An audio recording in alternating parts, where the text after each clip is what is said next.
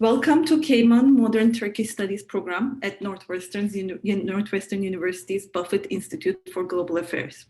I'm Lerna Ekmekçioğlu, Associate Professor of History at MIT, where I'm also affiliated with the Women and Gender Studies program. I'm the host of today's conversation with Dr. Marc Baer, the author of Sultanic Sabers and Tolerant Turks, Writing Ottoman Jewish History, Denying the Armenian Genocide, the book that is the topic of today's meeting.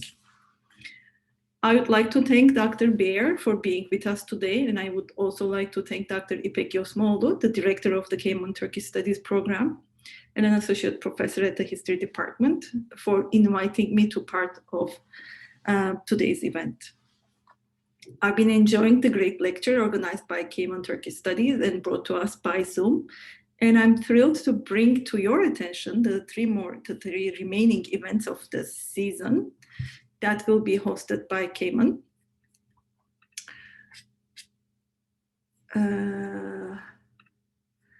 On Friday, May 7th at 12 p.m.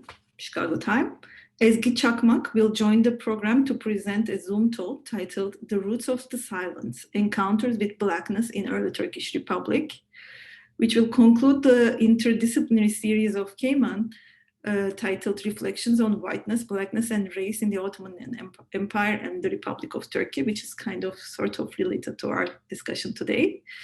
Then on May 12th, Dr. Aslı Bali will join us to present a talk titled Decentralization as Self-Determination, Reframing the Question of Minority Rights in Turkey. Again, quite relevant for our discussion today. And the third one is a conference titled Queer Conditions, Queer Haller, which will be presented over June 4, 11, and 18.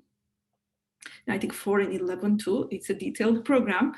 All of these events, you can find the details and registration info on the site. I would like to thank Gina Steck for taking care of the logistics for today. And maybe I'm thinking she can copy paste the events for the future on the chat function. So what are we going to do in the next 80 minutes or so today? I will first introduce Marc Baer and then give a brief synopsis of the book. I'll then be in conversation with him. We call this an interview. Sohbet conversation is, I think, more appropriate as to what I envision that we will be doing. I really am thrilled for this opportunity because in an ideal world, like it gives me an opportunity to really force him to be in conversations with me about so many topics that I have been thinking about in my career in Ottoman and Turkish and Armenian historiography. After this conversation, I will open the floor to the audience questions. During the first part of the event, you can post your questions on the chat function on Zoom. I think it will only come to me as the host. Most likely it will. But in any case, I will not be able to read them during the conversation, but I'll integrate them or I will just bring them up in the last part, which hopefully will be about like 20 to 30 minutes at least. Okay, so now the introductions. Marc David Baer, who holds a PhD from the History Department of the University of Chicago, is a professor of international history at the London School of Economics and Political Science. He is a well-known figure in our field, Ottoman and Turkish Studies program, and his CV is long. He's one of the prolific historians among us. In the interest of time, I will be skipping his articles, of which there are many, and I happily use them fruitfully actually in my classes, but I will only be mentioning now the names of the books that he published, a total of 5 books. I would like to mention though that one of the unique characters of his career for me is that he covers both the pre-modern and the modern eras and does that with equal expertise. The first book is published by the Oxford University Press in 2008, Honored by the Glory of Islam, Conversion and Conquest in Ottoman Europe. The second one continues with the conversion theme in a different platform, let's say.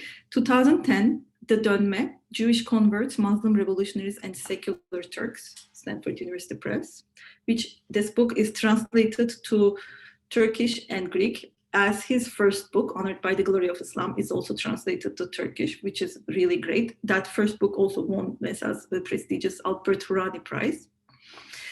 At Meydanı'nda Ölüm, 17. yüzyıl İstanbul'unda toplumsal cinsiyet, hoşgörü ve iktidar, Death on the Hippodrome, Gender Tolerance and Conversion in the 7th Century Istanbul, the third book, which has Tolerance, again, on the title. Not again, today's book also has it. German Jews. So his two last books both came in 2020 during the pandemic. I don't know the order which one came first, but the one that we will not be discussing today, but I think we have to at some point, and also in the context of likely came on Turkish studies, fascinating account titled German, Jew, Muslim, Gay, The Life and Times of Hugo Marcos, Columbia University Press, this 2020. And today it's the Sultanic Saviors and Tolerant Turks, which is out from Indiana University Press in 2020.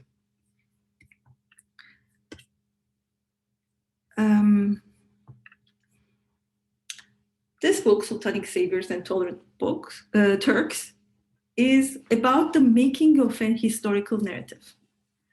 A narrative about, as the name indicates, Sultanic saviors, so Ottoman sultans and saviors and rescuers, tolerant Turks, Turks here more alluding to the Republican era, grateful and loyal Jews, and useful Jews, and anti-Semitic Armenian and Greek traitors.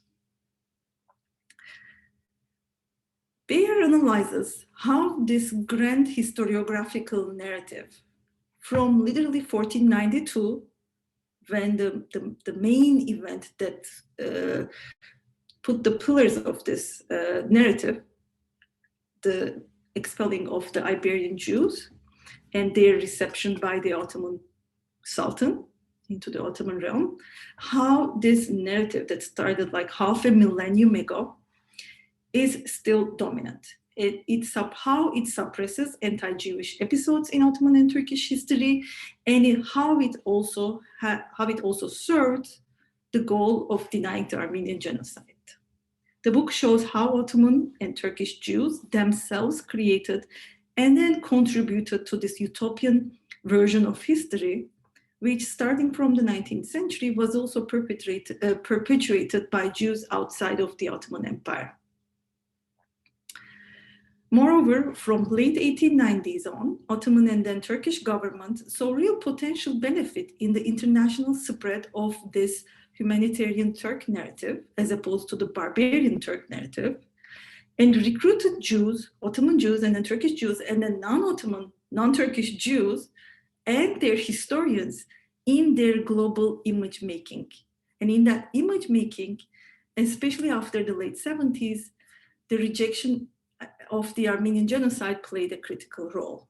Baer meticulously delves into the works and activities of historians like Bernard Lewis, Stanford Shaw, and Heath Lowry to demonstrate the connections between writing of the Ottoman history and the denial or minimization of the anti-Armenian violence in the empire and the republic, as well as anti-Jewish and anti-Greek violence. The chronological scope of the book is unusually long, from basically 1492 to last year. This only makes sense as this grand narrative has endured for about 500 years. I see this book as an ethnography of historiography, an archaeology of history.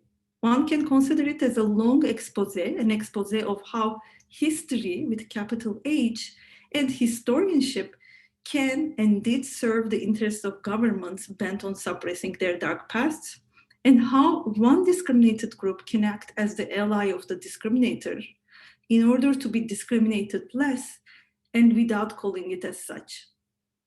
It's the history of a strategy, really, and at the end it argues that it doesn't work. It's an unusually transparent book for which I would like to congratulate the author. Marc tells us who he is, why he's bothered by a certain enduring tendency in his profession, and why he wants to change it.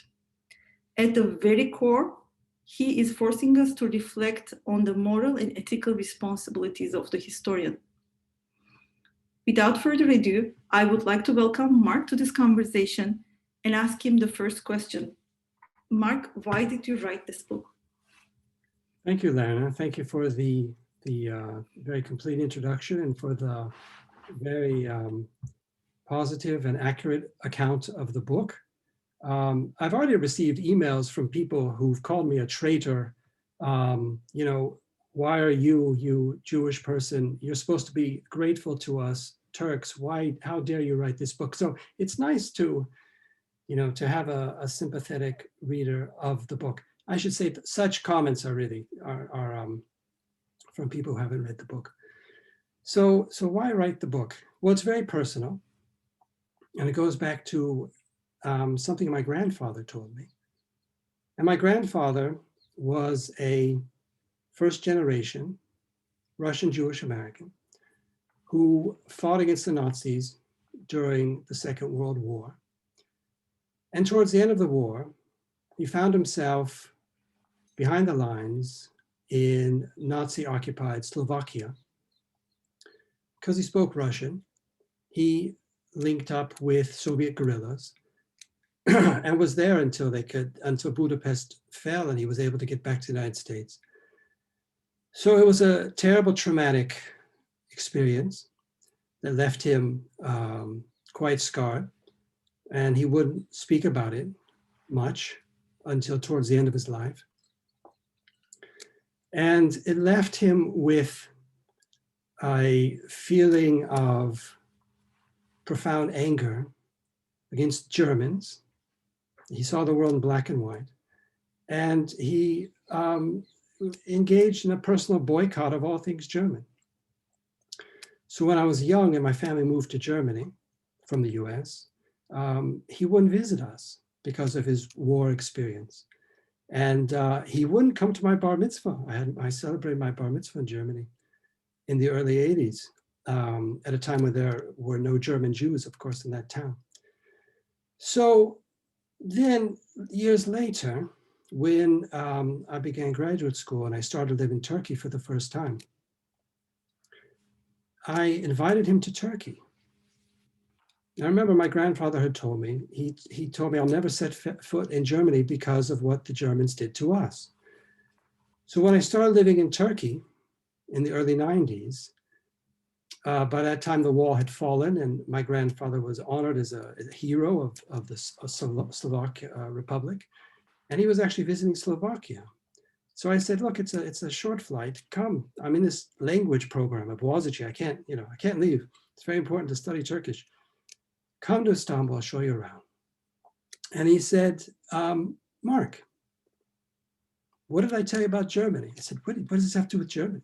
He said, I will never set foot in Turkey. I said, why not? He said, remember what I told you about Germany? What the Germans did to us, he told me, the Turks did to the Armenians. So this was my grandfather. So the Russian Jewish narrative, feeling of anger towards perpetrators, of empathy for victims, seeing Armenians as equivalent to us and Turks as equivalent to Germans. Now, again, he saw things in black and white ways. And there were other Ashkenazi Jews who had the same feeling. You know, the author of 40 Days at Musadah, Franz Werfel, a German Jew, who wrote his novel, 1933, using Armenians as a stand-in for Jews. And he went on a lecture tour around Germany, 1933, 1934, warning Jews, this is what is going to happen to us. And he was right.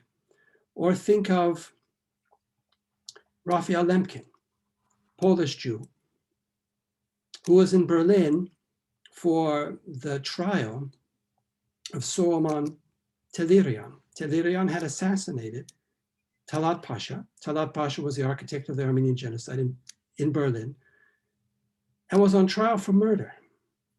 And this young Jewish law student, Lemkin, asked, of course, he understood why Tolerant was on trial for murdering one man, but he asked, why wasn't it a crime for that man to have murdered 1 million people, right? And so 20 years later, when he saw the same thing happening to his own family in Poland, he coined the term genocide. So this is what I thought was how we, Ashkenazi Jews, see what happened to the Armenian. May differ in the details, in the mechanics of the process, but there's similar, the same thing that happened to them happened to us. So sorry, yeah. I found it very interesting in the preface when you talk about this part, and then basically until you get an education, you have that notion, but your education at Ottoman historiography, for instance, is meant to convince you otherwise. Like education works the opposite way. So I was, yeah. So I thought this was what my family and what popular literature told me. But then I went to graduate school, and as you mentioned, I was supposed to be uneducated, re-educated. And I looked around, and this is the early 90s. I began graduate school in 1992, 30 years ago almost, when some of the leading lights in Ottoman history were people such as Bernard Lewis, a British Jew, who I met, Stanford Shaw, who I got to know, an American Jewish person, Norman Itzkovitz, and in France, of course, Guy Weinstein, right? So these were some of the most important towering figures in Ottoman history, Jewish people, and they all denied the genocide. I thought, what's wrong with these people? This was my reaction. My reaction was shock. What is wrong with these people? Why aren't they like Grandpa Harvey? You know, why aren't they like Raphael Lemkin? Why aren't they like Franz Werfel? That was the first shock. And the second shock was living in Turkey for the first time in the early 90s and interacting, going to synagogue, you know, being welcomed in by, of course, very friendly, very hospitable Turkish Jewish people, and talking with them. I went to as many synagogues I could visit in Istanbul, where I was living, just living, you know, hanging out with them on Saturday afternoons, talking about the past, but also speaking with community representatives, the official historian and the editors and writers at the main newspaper, Shalom Gazetesi. And they too denied the genocide. They too denied, and I thought, again, this is the second shock. The third shock was that these Turkish Jewish people also denied that there was any anti-Jewish racism in Turkey. So all these shocks are happening, right? So here I am in complete shock 30 years ago. And I wrote this book to understand why. To understand why Ottoman and Turkish Jews and Jews outside of the Ottoman Empire in Turkey have told a certain story about their past, and why people like me, historians like me, would reflect it, would repeat it rather. And in your excavation of this way of thinking, both by the historians and the community representatives, you go back to that moment of 1492, right? When the Pillars is founded. It will change. You are doing a great job of telling us how it metamorphosed really from one of messianic to a secular understanding of rescue. But I would like us to maybe start going into the details of the book by you telling us like what really happened in 1492, and then giving us the contours of the myth in its original creation. The book is, on the one hand, it's a history. as you mentioned, is a history of Ottoman and Turkish Jewry from the 15th century to the present. It's also about historical memory, and it's also about the politics of history writing. And so all three strands of the book weave their way together, interact. So I could not see myself or allow myself to write a straightforward history that wouldn't include the politics of history writing and historical memory. So that's why they all interweave. Even to talk about what happened in 1492 afterwards, even to talk about the facts, we must always be aware of how these facts are used today. Even if you're going to write a dissertation about how Jews in the 19th century Ottoman Empire positioned themselves as the loyal minority, of course, anyone who writes on this topic has to also talk about the politics of history writing and historical memory. And there are people who do so, which is important. But when we go back to 1492, we can even go back before 1492. We can even go back to 1453 and thereabouts. And we can look at the letter that Yitzhak Sarfati, a French Jew, wrote to Ashkenazi Jews in Central Europe in partnership with the Sultan, Mehmed the Conqueror, as the chief rabbi of Edirne, or leading rabbi of Edirne. So one of the first writings we have on Ottoman Jewish history is already linked with the state, linked with power, linked with the Sultan, and presenting a one-sided view of history in Yitzhak Sarfati's letter, which again, we can say is based on historical reality. He argues that Jews from Europe should immigrate to the Ottoman Empire because there they'll be safe. And that's, compared to what was happening in Central Europe, he's right. Okay, so we can both narrate the facts, but we can also then think about how these narratives are written for what audiences and in constellation with what power and what they silence. Because what Yitzhak Sarfati's letter silences is the fact that Byzantine Jews were killed in the Ottoman assault on Istanbul, were raped by the Ottoman soldiers when the Ottomans looted the city for a day. They were sold into slavery. So this is also a historical fact. Now, we don't want to just present, the lachrymose account. We don't want to just present life from the point of view of the Byzantine Jews or from the Ottoman Jews for that matter. But the point is that the very beginning of Ottoman Jewish history writing contains silences. So what happened to the Byzantine Jews is already silenced in Yitzhak Sarfati's letter when he's saying, immigrate here because you can live, in peace and brotherhood. Again, what he's saying is accurate.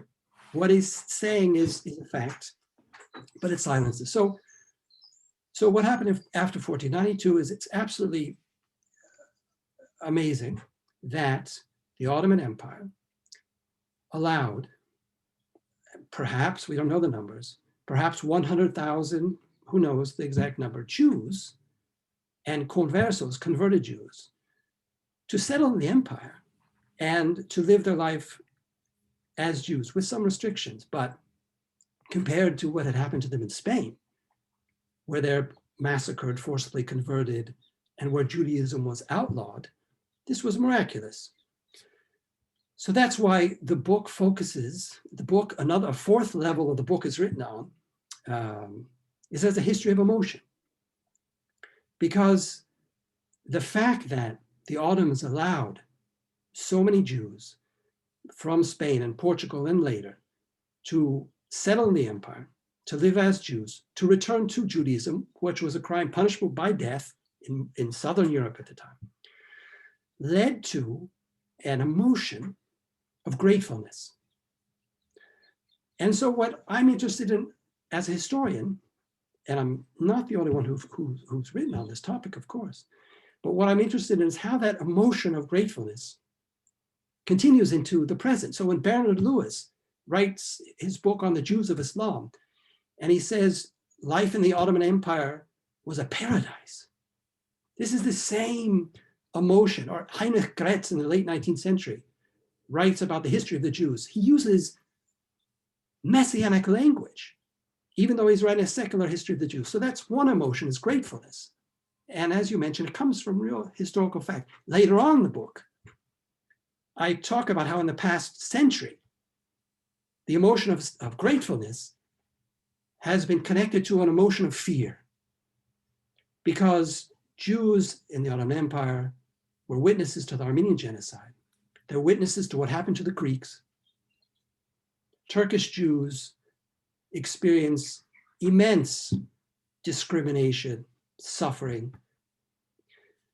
So this emotion of fear has been attached to this emotion of gratefulness, and that's this emotional soup that we have just about every single time we will open up a book on Ottoman or Turkish history, written in Turkish, French, German, English, Hebrew, what have you. These emotions are still percolating. And that's something I was trying to point out in the book. Mm-hmm, mm-hmm. Even if, and I'm not saying that after 1492, Jews should not have been grateful for what had happened. I'm not saying that. And I'm not criticizing or looking in any critical way at the messianism that emerges among Jews, and that they place the locus of the messianic powers onto the Sultan, who supposedly has no will of his own, but is the acting on behalf of God. So I just take that and write about it, and then see what happens to that narrative over time. Interesting, because that fear, yes, comes later into the mix, but that extreme grateful, or no, not just extreme, but enduring gratefulness, I think is also related to the fear that they have experienced in Spain, right? Like the extremeness of gratefulness is extremeness of fear is connected previously as well, from what I understand. But here I want us to think a little bit about the 1890s or like late 19th century, the secularization of that messianic interpretation of the Turkish Empire and the Sultan becoming a rescuer, especially in the eyes of the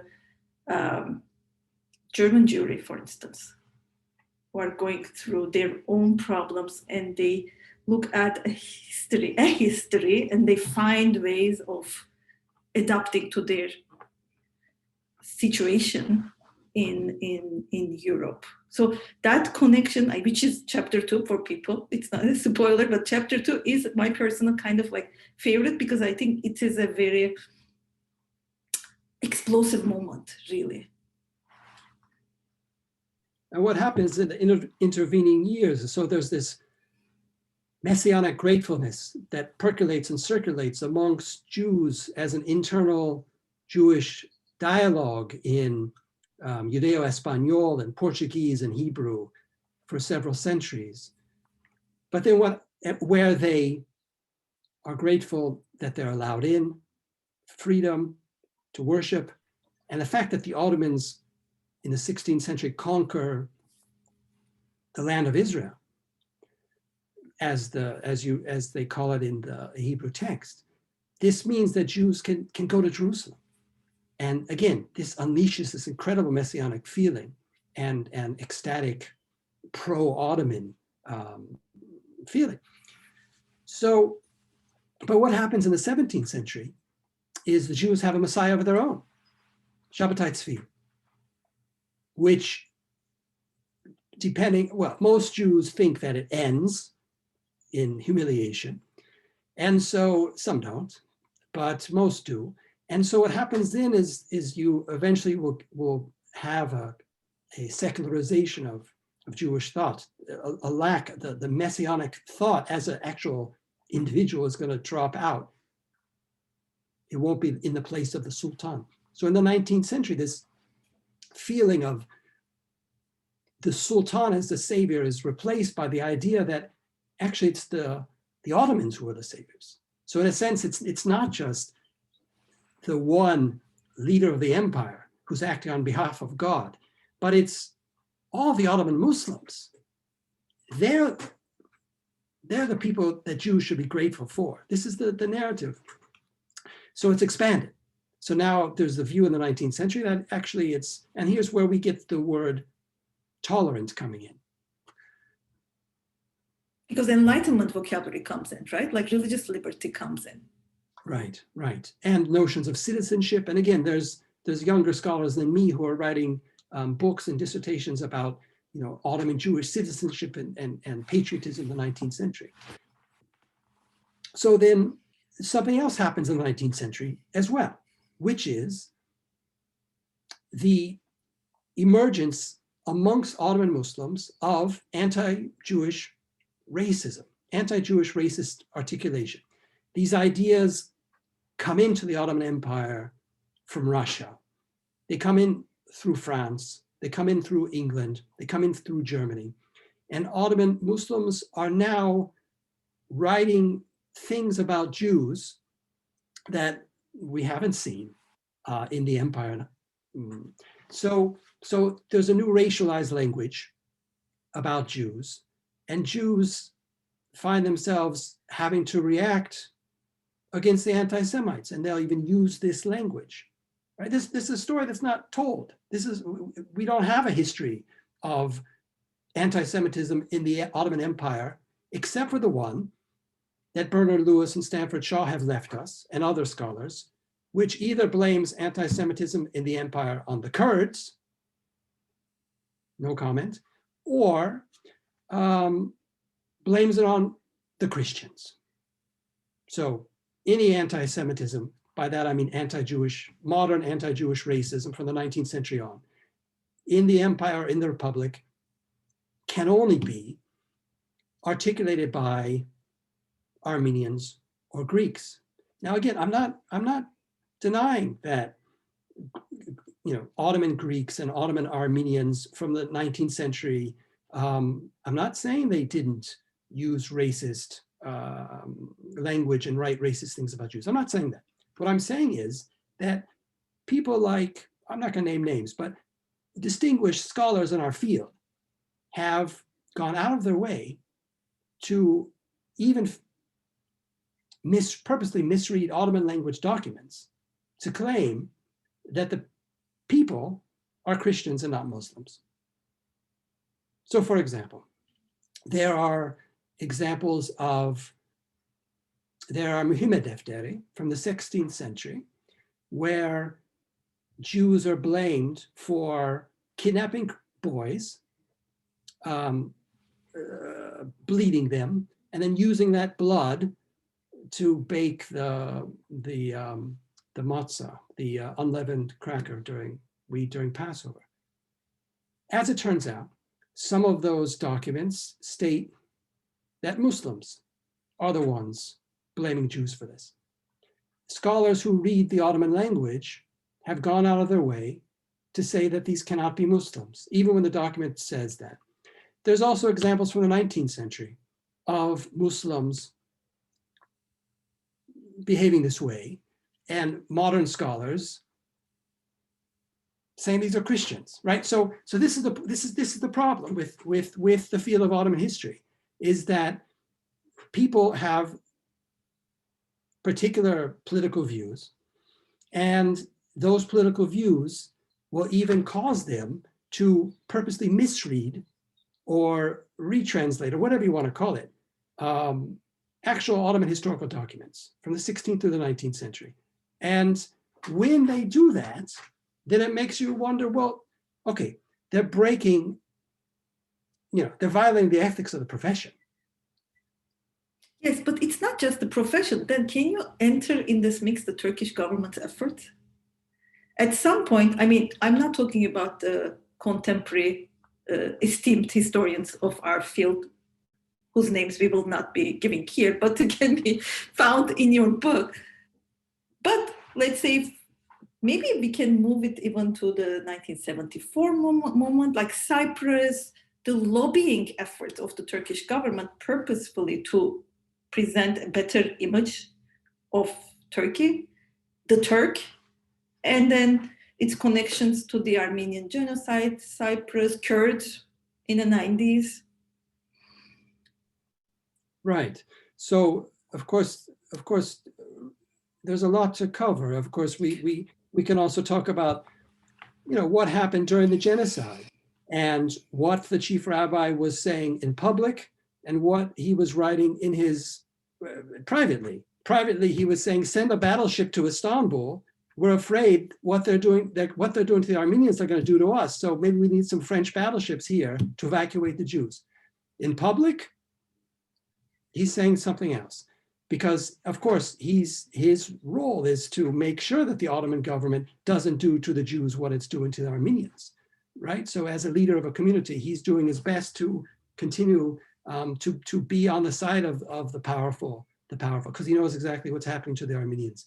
And then we move forward into the new republic, and we see the role of non-professional historians and also some professional historians who are in the 1920s, 30s, 40s in Turkey, such as Avram Galanti, are, again, they're talking about they're using the same emotion of gratefulness.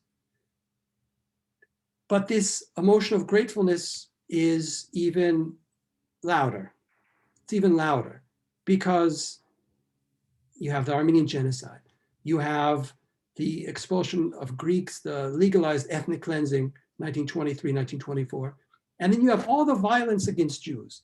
And it's exactly when a Jewish woman in Istanbul is murdered and Jews go out into the streets, thousands, by the thousands, calling out for justice, that Galanti pens his most famous work, Turks and Jews, Türkler ve Yahudiler. And he writes in the book, he says, there's not a single Jew in this land who would ever protest the government, who would ever, because he's worried, he's concerned that Jews are not, they're voicing criticism of what is happening. Galanti himself was stripped of his wealth and property in the capital tax, right? So he suffers personally by the new policies of the Turkish Republic. Yet he sees himself as a person whose role is to protect the Jews of the country, precisely because he knows how much more vulnerable they are. So we read his scholarship, and we can use his scholarship. And he did, he wrote more than any of us can ever dream of writing. 60 books, right? Hundreds of books, I don't know. Yeah. And so we use his scholarship, but we also have to keep these things in mind. But of course, your question was about what happens after the capital tax, what happens after the 1955 pogrom, what happens after the 1934 pogrom? Not necessarily. We can talk about that, and I think we should. Or maybe before, like Holocaust is also big in terms of how it, well, actually, it's Holocaust is a post-1999 story, it looks like, from what I understand you. But in general, it's not just a problem of like historians not translating accurately to because of their internal and transmitted affective dispositions of gratefulness, right? Like this is one type of historian which I can see, but there is also historians who are like recruited, historians or journalists. Like maybe we can connect this 1890s moment, like Hamidian massacres. Theodor Herzl is doing something. Maybe we can make it like a narrative from there to the Jack Kamhi moment of Holocaust History Museum, trying to mitigate with it by recruiting historians who will not just whitewash, but like will provide proof that the government is right. Actually, that like if if Turks always have tolerated Jews, they cannot have committed the Armenian genocide. Then, and if the proposition that you are really going deep into in the book. Right. So if we return then to the 1890s, when there's the first massacres of Armenians, especially there's massacres throughout the empire, throughout Anatolia, but especially in Istanbul. And some of the archival material from the Alliance Israélite Universelle was published already in the 80s by scholars. So, you know, we've known about this for a while, although people don't really pay attention. But already in the early 80s, these letters were published where the Jewish community leader they have to make a decision. So what happens in Istanbul during the 1896 massacres of Armenians is some Jews participated and assaulted Armenians, stole their goods, broke into their houses, assaulted men and women. That happened. Other Jews in Istanbul helped Armenians, gave them shelter. There's even stories of, and other people have written about this, how they giving them prayer shawls and things so they could act as if they were Jews and so on. So both things happened, right? So Jews both participated in these anti-Armenian riots and massacres, but also sometimes helped them. So the Jewish community had to decide, what should we say publicly? Should we condemn the Armenians because of this, this group of terrorists who held the Ottoman Bank, right, which was the pretext for the massacre? That they took, the Ottoman Bank employees hostages. This was the pretext for this riot and massacre. Should we condemn the Armenians as traitors and terrorists? Or should we publicize the fact that actually Jews saved some Armenians' lives? And they chose the former, right? They made a decision. It's often said in Turkey today and elsewhere in scholarship everywhere that Abdülhamid II was this vociferous enemy of Theodor Herzl, the architect of political Zionism, and you can watch this historically inaccurate Turkish television program, Paytah Istanbul, which is complete flies in the scenes involving Jews are absolutely the opposite of how things work, but we'll leave that for a moment. Abdülhamid II worked together with Theodor Herzl, and Theodor Herzl worked together with Abdülhamid II to improve Abdülhamid II's reputation, let's say, in Europe. So Herzl was a journalist. I think he worked for the Neue Freie Presse in Vienna, and he had connections, and he wrote widely. And he promoted the view that Jews were safe in the empire, which again, at that time was true, and sought to, cover up the massacres of Armenians. So this is the true relation between Herzl and Abdülhamid. In order to do what? Like what was he hoping to get from the Hamidian regime? The European press was covering the massacres of Armenians, and Herzl thought that this would, he thought that Abdülhamid was on his side and would help establish a Jewish state in Palestine. So he thought that with all these things happening, Abdülhamid might be deposed by Germany or what have you, or there might be invasion or something. So he worked to keep Abdülhamid II on the throne and to propagate lies about what was happening to Armenians. So this is an important thing to point out about the relationship between the two men, and about how Abdülhamid II also had this view of Jews as being all powerful. That if Jews say something, then governments will do exactly what Jews want them to do. And this is exactly the same belief that motivated the Turkish presidency and prime ministry and foreign ministry in 1974 to turn to Jews after Turkey had invaded and occupied northern Cyprus, to travel to Western Europe and North America, to get the arms blockade lifted, to go tell them that Jews are all right in Turkey, Okay, again, apropos of nothing. What does it have to do with Cyprus? Nothing. But to promote these good relations. The idea, and you could read this in the, you could look at all you could look at every Turkish president, every Turkish prime minister, doesn't matter what political party, from 1974 to the present.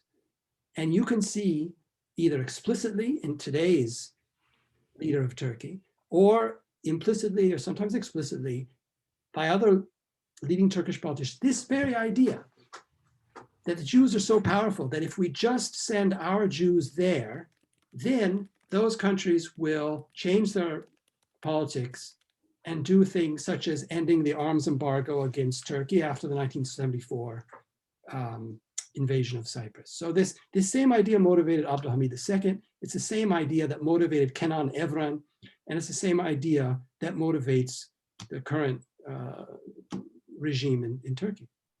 Mm-hmm. And then insert Asala, please.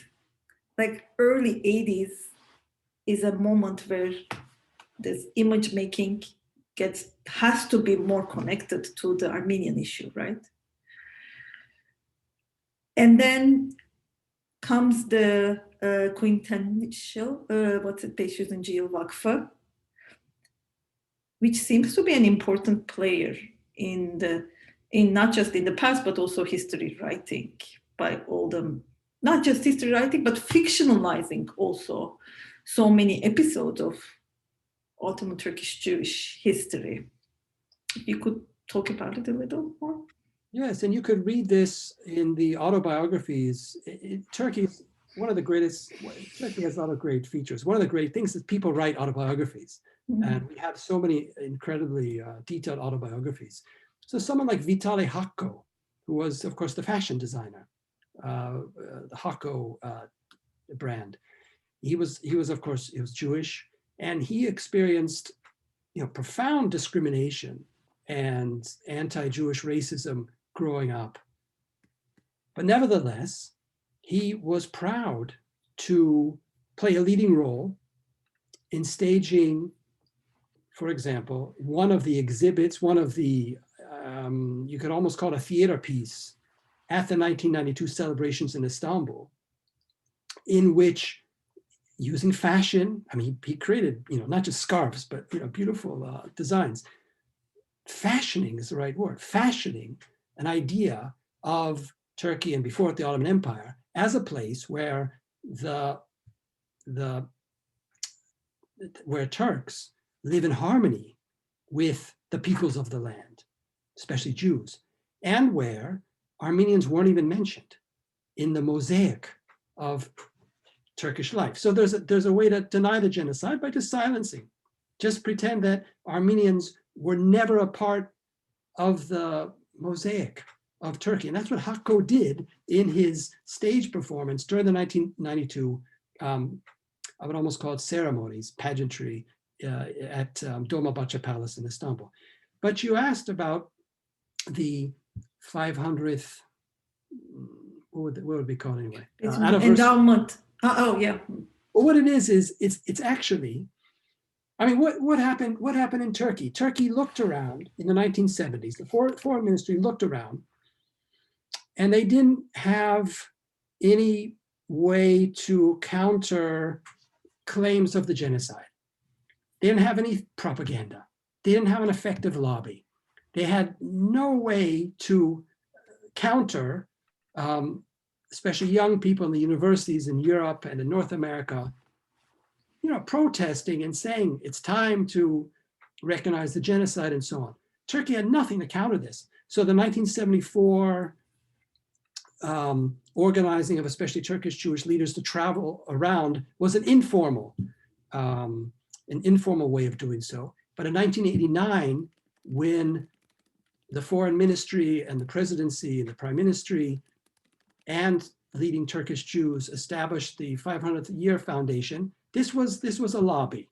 This was finally in 1989, Turkey figured out how to establish a lobby. This was the Turkish lobby. So again, some readers have misunderstood me as being too critical of Turkish Jews. I completely understand Turkish Jews, the leadership, I should say. The leadership doesn't speak for everyone, of course, but I completely understand why they promote a view of themselves as loyal. It's precisely because they know what happens to people in the country, Kurds, Armenians, leftists, today, anybody who's deemed disloyal. So you can't criticize them for doing what they can to preserve. They want to live their life unbothered. They want, and their gamble has been that if they side closely with the government, including denying the genocide in international forums, then they will be protected. That's the bargain they've made with Ottoman governments, Turkish governments since Mehmed the Conqueror. I just can't help but ask how they interpret this. I have dealt with this issue, obviously, in my own work, looking at the early Turkish Republic Armenians, where they do consciously, and in a way, almost like imitating Turkish Jewry, create this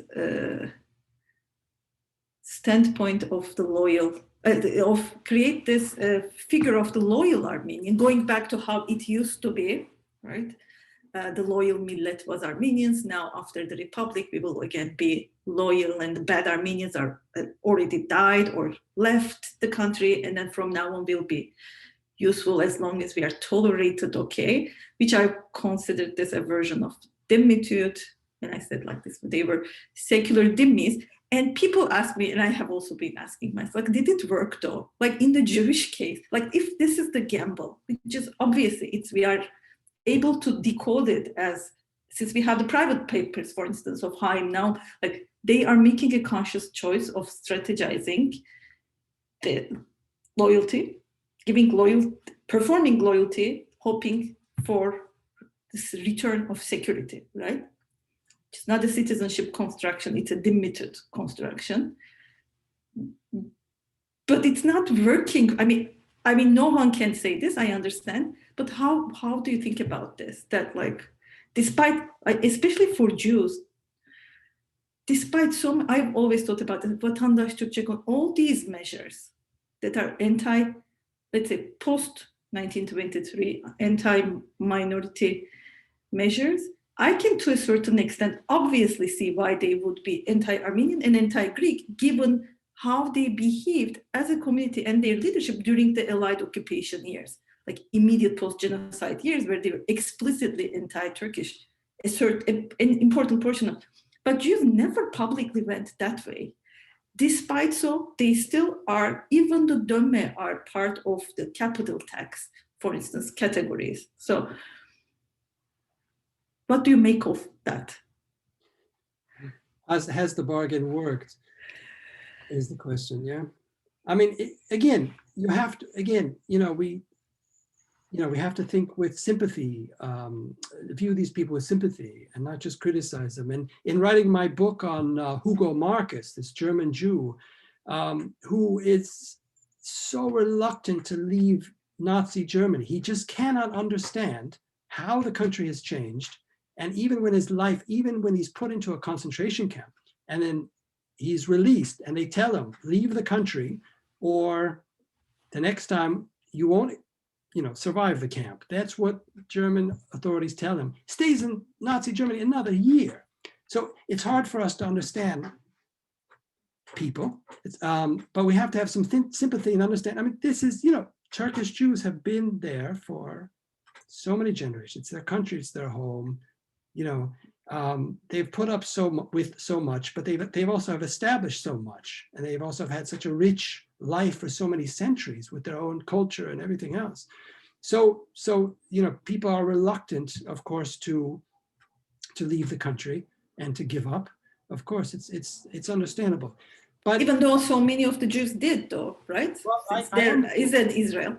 Yeah, I end the book on a positive note, where I look at I'm friends with and have interviewed the people who write this online site called hablaramos.com. Hablaramos is Judeo-Espanol for let's talk, let's speak. Konuşalım. Let's not be silent anymore. And it's young Turkish Jews who established this website. I could type it into the chat, but or someone can, who established this website a few years ago. At first, they established it anonymously. They didn't want to be publicly known. And they began to just catalog everyday anti-Semitism in Turkey. And they began to find a voice. And then they began to publish articles on the website about Turkish food, Turkish culture, Turkish history. They began to publish interviews. And then after a couple of years, now they're using their own names. So now they're, so they're not anonymous anymore. But the thing is, some of these people have left the country, have given up that they could ever just be left alone because their names are different, because their history is different. So the other thing, of course, with Portugal and Spain offering citizenship to the descendants of Sephardic Jews, of course, most Turkish Jews have applied for citizenship or have citizenship in France or in North America or have received it in Spain and in Portugal. And even Dönme, people whose ancestors converted 3 centuries ago, are applying to Spain and Portugal as Jews because they want to leave the country because they're tired of discrimination. So the point of all this is to say that the situation is difficult, but some people are finding a voice and are beginning to speak up publicly against anti-Jewish racism and to promote the Jewish past in a way that we haven't seen. But I would like us to think about Rıfat Bali, both as a case of, and as a human, really, whom we both know, actually. But what does he represent? What did he do and what does he represent in this whole meta-narrative of the utopian vision and its connection to denialism? I want this to be my last question for now, and then I will open it up to the participants. So in the 1990s, Rıfat Bali was really the first Turkish Jewish author who wrote against the narrative of gratefulness and wrote against what Avram Galanti had written about 500 years of peace and brotherhood and so on. He looked around and he looked at what had been written and he said, this doesn't match my experience. It doesn't match my parents' experience, my grandparents' experience. And so he began, without a history degree at that time, he began to do research and read through the Turkish press and using mainly Turkish language sources, non-Jewish Turkish sources, especially the press, began to put together and actually wrote what I think is the best history of Jews in the early Turkish Republic, which hasn't been translated into English as far as I know, published in 1999. So this was a real watershed. He also published a number of works by Turkish Jews who migrated to Israel, and only after migrating to Israel, then wrote about their experience or their family's experience in Turkey. So he also published those, translated or what have you. So he has been a one-man wrecking ball for 20 years of this myth of, the idea that Jews should be grateful because they've always been treated perfectly. Now, Rıfat, of course, goes to the other extreme, which is natural. I mean, when you're facing a field which only talks about utopianism, it's only natural that he should primarily talk about the dark, the lachrymose elements. Of course, what we want in the end is a kind of a story which can talk about, the sweet days and the bitter days together. But I don't think we're at that level yet. I think we're still at a stage where historians of Ottoman and Turkish Jewry need to consider all of these emotions, all of these historical memory and the politics of history writing before sitting down to try to write a simple factual history. I also mentioned in the book, I talk about the novelist Mario Levi, who wrote a novel, Istanbul Bir Masalda, which also 1999 was better than anything any historian has ever written, because it's fiction, but he's able to connect the Holocaust with the genocide, persecution of Jews and Armenians and Greeks in Turkey in a novel. It has been translated into English. Unfortunately, the English translator has committed a number of anti-Jewish sentiment, has introduced anti-Jewish sentiment into the novel that doesn't exist there. I detail that in the book. This is also something very telling. And then after Bali, then since then, there have been other Turkish Jewish non-professional historians who have written about the genocide, although the other narrative continues as well. Mm-hmm, mm-hmm. Thank you. I really appreciated in the book this continuous integration of fiction, film, novel, documentaries that are fictional but present as documentaries, such as the Turkish Passport,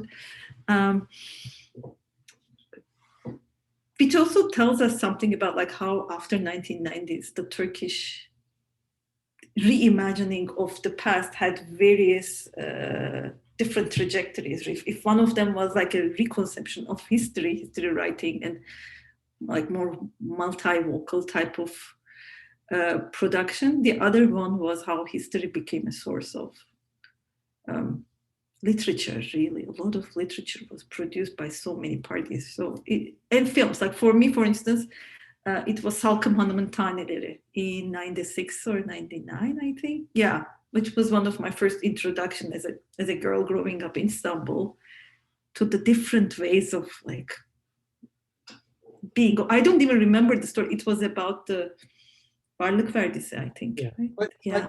But the Jewish community, when they made the film, the Jewish community did not allow them, the filmmakers, to film anywhere in any synagogue. So in the film, I didn't know that. No, in the film is different than the novel. So in the film, they changed, the Jewish character becomes Greek or Armenian or something. I think Greek. I could be wrong. I'd have to check. But yes, so you see this too. So the Jewish community at the time didn't want a major film. That was the heyday, I think, of Turkish cinema in the 90s. They didn't want a film depicting Jews suffering. And so they quashed it, and the filmmaker substituted a Christian for the Jewish character. Yeah, but I just the novel as well. Tomris Kilitlioğlu, I think, featuring Yavşar. Also, like one of the most famous, and most beautiful actresses played in that film. It was a few years after Schindler's List. Like I remember that moment, like being different from the previous era, which was also a time that I was finishing high school or I was in early college. So very formative years for me. I remember first time seeing Rıfat Bari actually on TV discussing there's something like that. Anyways, thank you so much. This part is now officially done. So I would like to present now some of the questions that we received. And they are long and I'm not capable of both talking to our guest and reading them. So I will have to read them now as I see them. First question from a friend, Ümit Üngör, whose review of Turkish Passport you include in the book, I think. Yeah, this might be a good opportunity to talk about that film also. The question is the Turkish whitewashing of the Armenian genocide by fabricating Holocaust heroism, which is a topic we didn't talk about, but important. So the fabrication of Holocaust heroism has only reinforced old and persistent Armenian jealousy towards the global attention that the Holocaust enjoys.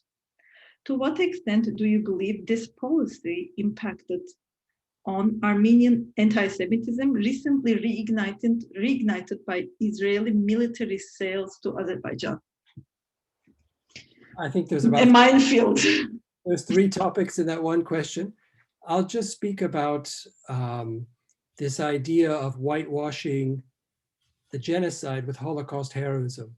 And Turkey has just, the foreign ministry, I think, has just released this, just put out this website in time for this year's Holocaust Memorial Day at the end of January, a website called We Remember.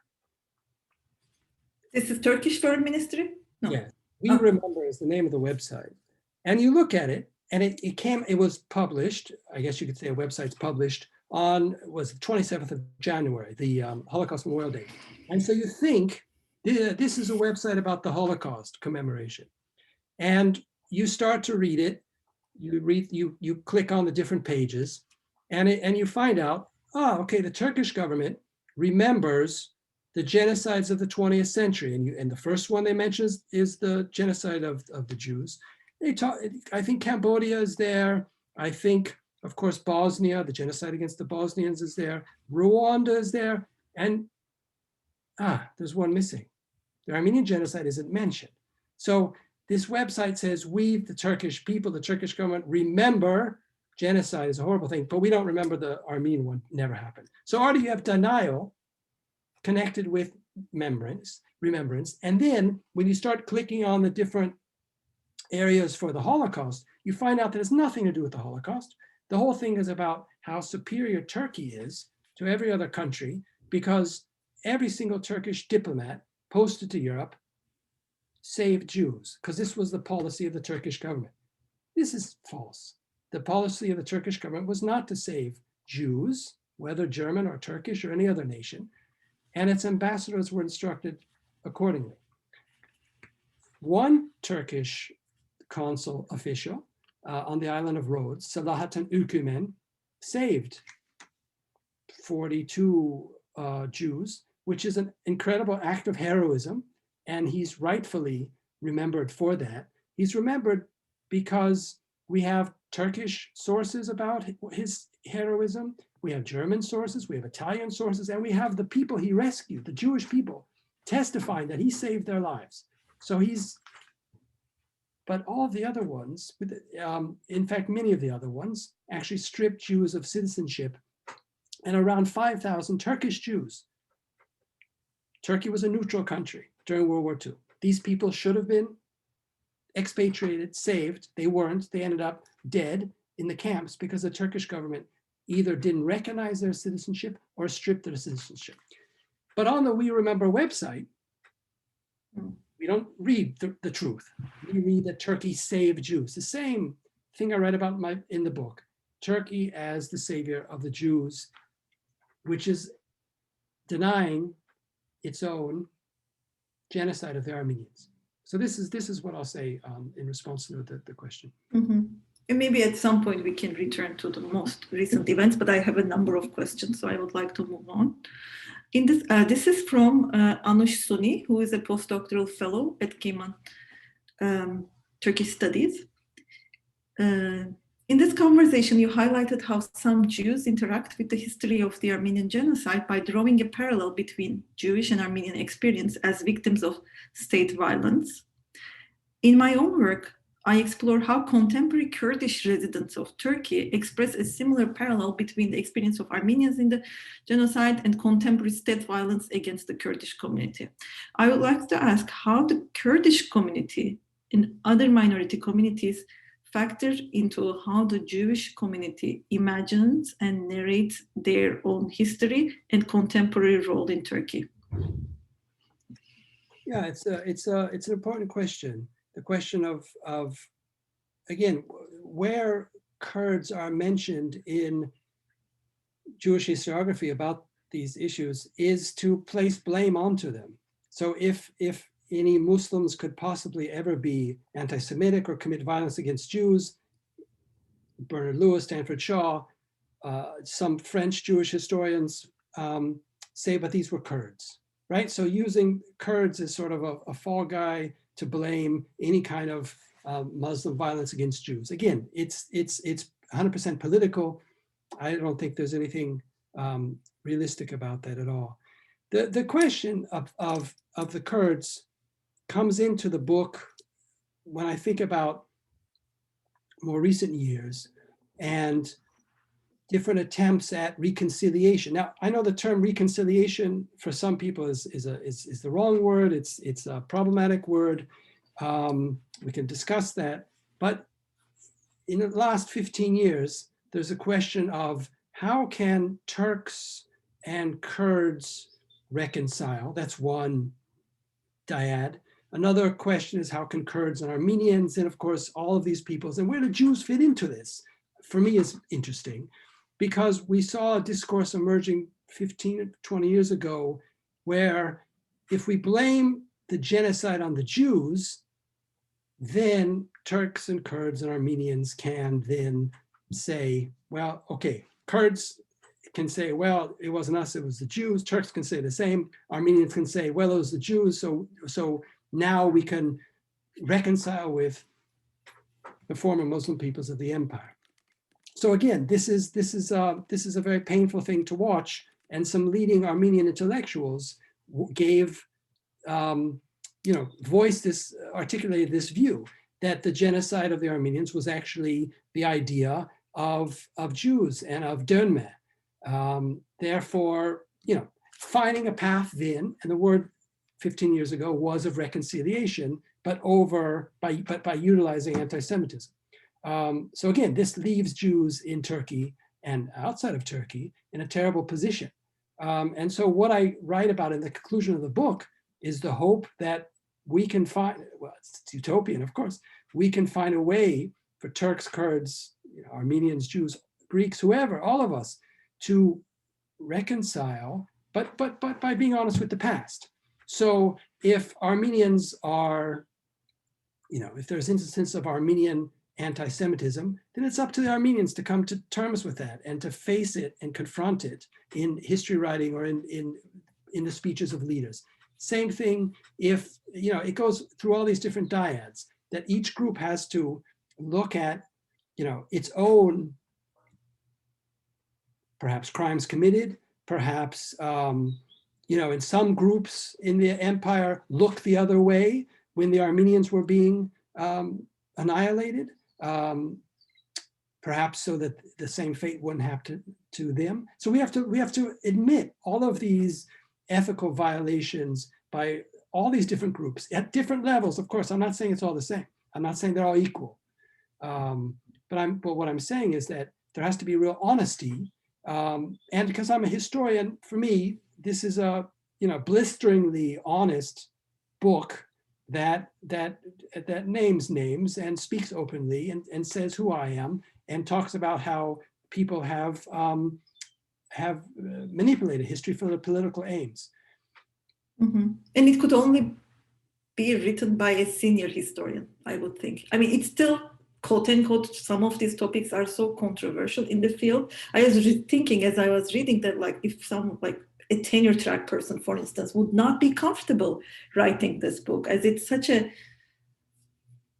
still not secure for many people in the field to out people like this. Like I myself, as a graduate student going to NYU, had to suffer from this both self-silencing and seeing my seniors really hosting people that are named as recruited by Turkish state in your book, which I knew even at the time, such as Heath Lowery, for instance.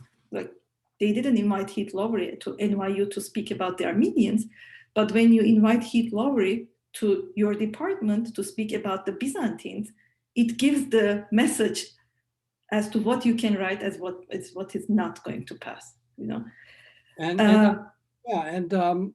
couldn't have written this book before. And the fact is that, I was in the University of California system, where for tenure, they secure letters from 10 senior people. And in our field, out of every 10 full professors, how many deny the genocide?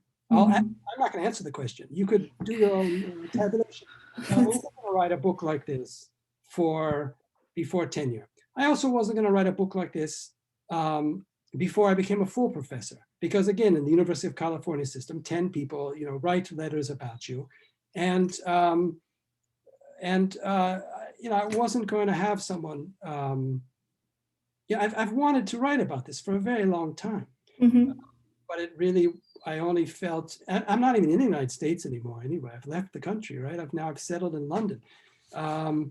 So yes, you could, I think that's the problem, because the deniers are still denying, and they will deny people tenure if they're given that chance.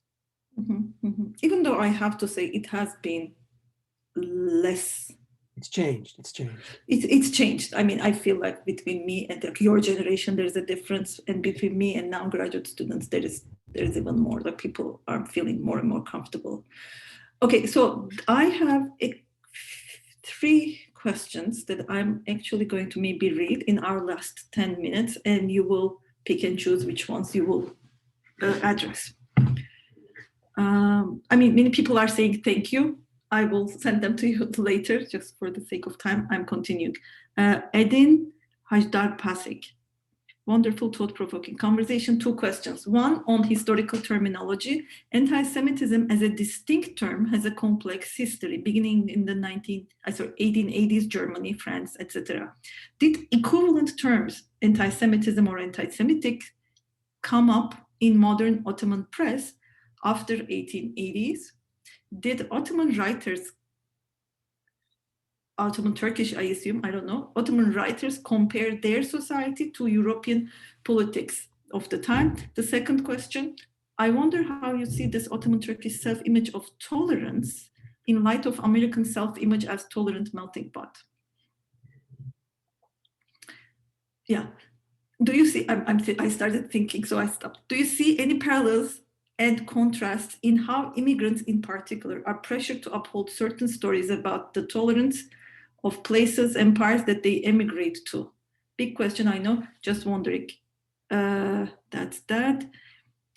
I have also, I was reading the book, always thought about like how much do we need? We have in the past like this, the need for a non-barbarian Turk, like this Orientalist imagery, and anything that will counter that narrative would also pass with certain liberals. And right after Palestine, Israel, the good Muslim. I mean, Turks can also stand in for the good Muslim, which is also huge, big. I'm continuing. İmge Oranlı. I'm wondering if Dr. Baer's book discusses Moise Tekinap and his role in the construction of the ideology of Turkism, which he does. Hernar Wotempo, in your method, how to balance these 2 goals? To highlight the agency of Jewish actors and not make them appear like they are manipulated and pressured, versus the pressures exerted on the Jewish community by successive states. And on this Kılıçdağı, Jewish denial of Armenian genocide is a continuation of a former historical pattern, but it is not only about the relation between Ottoman Jewry and state, but this pattern also has the aspect of Armenian-Jewish relations. There had been a tension, even if not enmity, between these 2 communities. Once I listened to a lecture by Professor Murat Güvenç, a prominent urban historian, who said that it's very difficult to find in the 19th century a mixed neighborhood of Armenians and Jews, whereas other combinations are possible. I wonder if it's possible to find like Greek and Jewish. Yeah. In Haskö, there is in a Jewish neighborhood, there is an Armenian church, and Armenians in Haskö were massacred in 1896, right? What do you think, as we know from Julia Phillips-Coensberg, what do you think about this? Secondly, I think we should underline, as you did already, the expanded anti-Semitism among Armenians today, which I think Uğur also alluded to. This is also a factor that makes it difficult to have a dialogue or trialogue. Many times I refrain myself from commenting on such topics, not to fuel this anti-Semitism among Armenians. And as some of you might know, Dr. Kılıçdağı is a historian of the Ottomans working on post-1909, 1908, and also a columnist, for a long time columnist in Agos, Turkish Armenian Weekly. Okay, so can you manage them in 7 minutes? I can't answer all those questions, but I'll begin with thank you for all these very important and thoughtful questions. I mean, really, one of the aims of the book is to provoke dialogue and also to get something started that's already starting in Southern California better relations between Armenians and Jews. And, I don't represent anyone, I'm just myself, but I'm a keen observer. I spent 10 years living in Southern California, and there, where Jews and Armenians live together in the same neighborhoods, they're friends, and they see commonality. And now Armenians are commemorating the Holocaust, and some leading Jewish voices in Southern California, like the LA representative Adam Schiff, of course, was behind the resolution, one of the writers of the resolution that passed in the US Congress in the end of 2019. So where Armenians and Jews, live together, they can see and do see where they can, we both have an interest in Holocaust and genocide education. We both have an interest in that. But what the problem is, what happens along the way to us, let's say, obviously I live in London. It's also happening in London too, here in London. Jewish groups are now beginning to, speak in commemoration of the Armenian genocide, and Armenians here in London are now also, commemorating Holocaust. But of course, it's not just about the Holocaust and genocide. We're not just victims, as one of the people talked about. We're not, as Hagnar mentioned, we're not, what about our agency? So the thing about our relations, one of the problems is contemporary events get in the way. And so, there's only one Jewish country in the world. It's called Israel. And Israel says that it is the spokesperson for all Jews in the world. And people believe that. And so when Israel gives drones to Azerbaijan, which enables Azerbaijan to, destroy much of the Armenian forces at Nagorno-Karabakh, then people don't see this as the actions of Israel, a state with its own interests, but all of world Jewry. And so, it's difficult for people to separate between Israel and Jews. Of course, there's a complete difference, right? Jews here are not Israelis, but when Israel says, we are the Jewish state, we are the Jews, we're acting on behalf of Jews, and they side with Turkey to crush Armenians in that enclave, then it can only backfire and harm Armenian-Jewish relations. Just as anytime, you go online and you look at, there's a number of Armenian websites.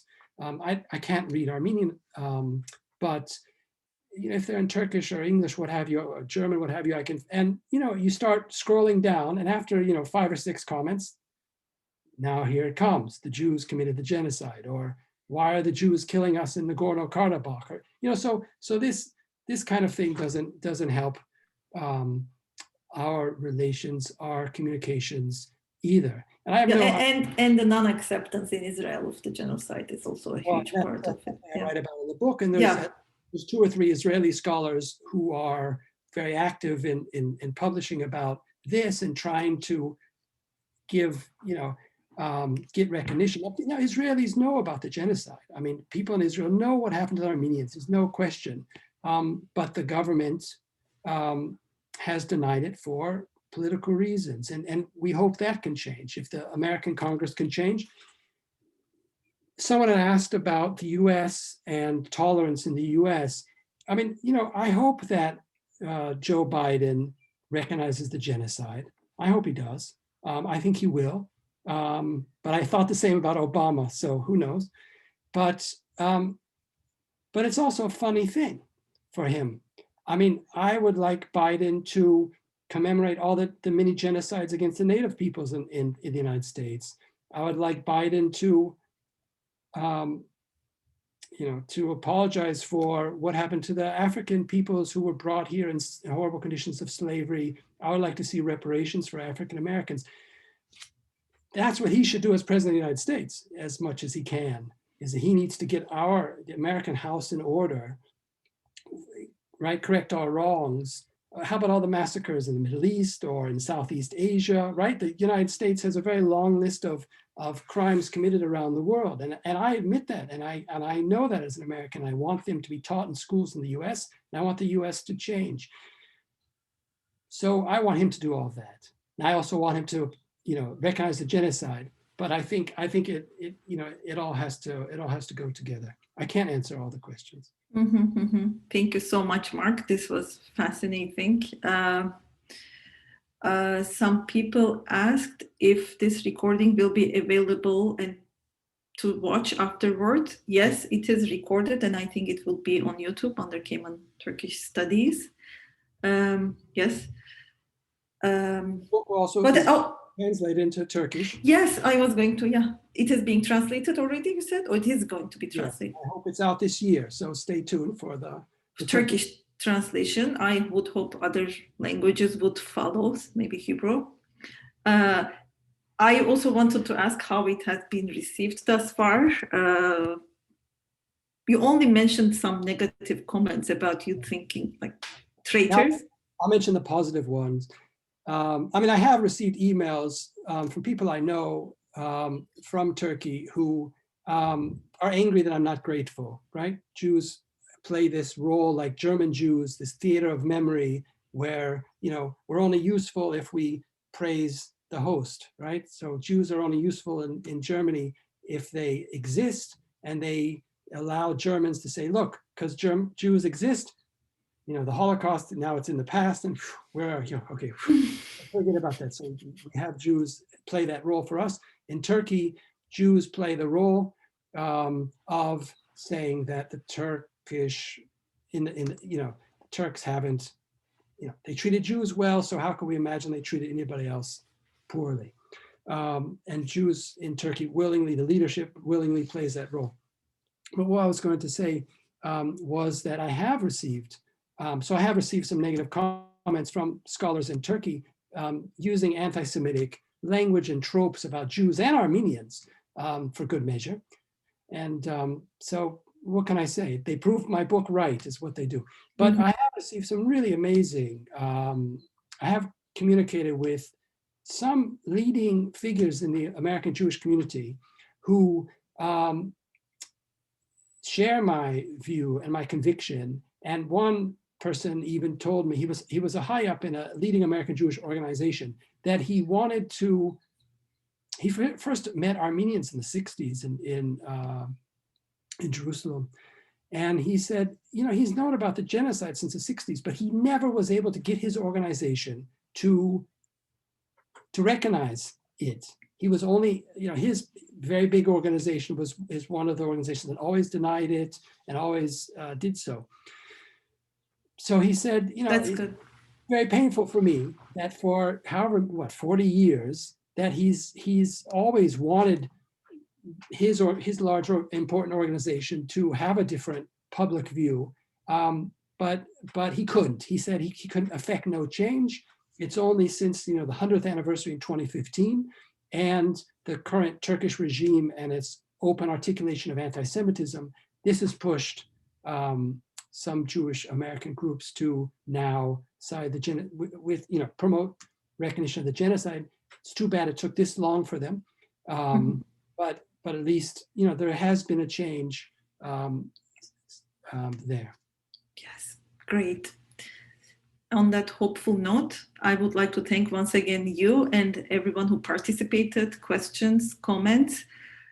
We appreciate everyone's time here. Thank you for writing this important book, which will change the field. I know. Good night, everyone. Goodbye. Good afternoon, wherever you are.